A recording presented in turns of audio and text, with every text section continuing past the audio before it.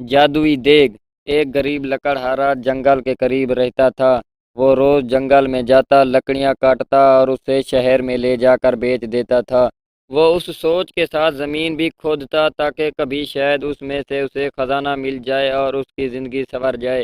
اسی امید کے ساتھ وہ روزانہ اپنے ساتھ جنگل میں بیلچہ اور کلہاڑی بھی لے کر جاتا تھا۔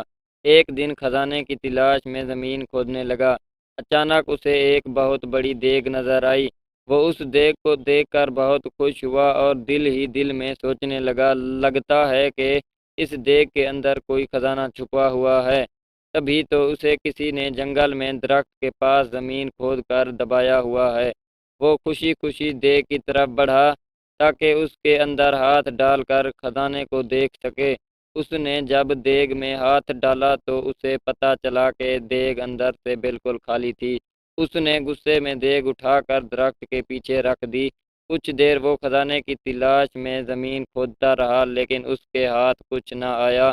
اس نے غصے میں کلہاڑی اٹھا کر درخت کے پاس پھینک دی اور تھک ہار کر درخت کے قریب بیٹھ گیا۔ اچانک اس کی نظر دیگ پر پڑی۔ اس نے دیکھا کہ وہ کلہاڑی اس دیگ میں جا گری تھی اور اب دیگ میں 100 کلہاڑیاں موجود تھیں۔ وہ کلہاڑیوں کو دیکھ کر بہت حیران ہوا۔ ساتھ ہی اسے یہ بھی سمجھ میں آ گیا کہ یہ دیگ کوئی عام سی دیگ نہیں ہے بلکہ یہ کوئی جادوئی دیگ ہے۔ وہ اس دیگ کو اٹھا کر گھر میں لے گیا۔ لکڑہارے نے اس دیگ کو ایک کمرے میں چھپا دیا۔ رات کے وقت اس نے جادوئی دیگ میں ایک آم رکھا اور 100 آم ہو گئے۔ اب تو اس کا یقین پختہ ہو گیا کہ یہ واقعی کوئی جادوئی دیگ ہے۔ وہ اس دیگ سے سونے کے سکے وغیرہ نکال کر انہیں بیچتا رہا اور امیر ہو گیا۔ امیر ہونے کے بعد وہ دوسرے غریبوں کی مدد کرتا تھا۔ اس کے پاس اگر کوئی غریب شخص آتا تھا تو وہ کبھی اسے خالی ہاتھ نہیں لوٹاتا تھا۔ یہی وجہ ہے کہ وہ ملک بھر میں اپنی سخاوت کی وجہ سے مشہور ہو گیا۔ اس کے اچانک امیر ہو جانے اور جادوئی دیگ کی کہانی ہر جگہ پھیل گئی۔ اس ملک کے بادشاہ کے پاس بھی اس جادوئی دیگ کی خبر پہنچی۔ بادشاہ بہت لالچی تھا۔ اس کے پاس اپنا بہت سارا خزانہ موجود تھا۔ اس کے باوجود اسے مزید خزانے کی ہوس تھی۔ اس نے سوچا کہ یہ دیگ اگر اسے مل جائے تو اس کے خزانے میں مزید اضافہ ہو جائے گا۔ اس سوچ کے ساتھ بادشاہ نے حکم دیا کہ لکڑہارے اور اس کی دیگ کو محل میں لایا جائے۔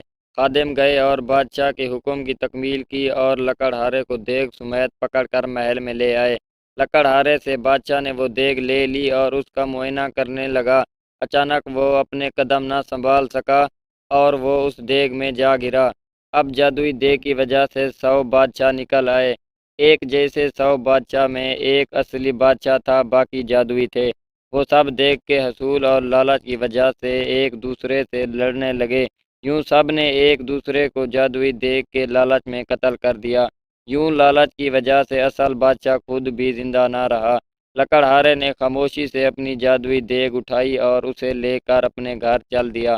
پیارے بچوں، لالچ کرنا بری بات ہوتی ہے۔ اگر کسی کے پاس آپ سے زیادہ اچھی چیز موجود ہے تو آپ اس سے حسد نہ کریں، بلکہ جو کچھ آپ کے پاس موجود ہے اس پر شکر ادا کریں۔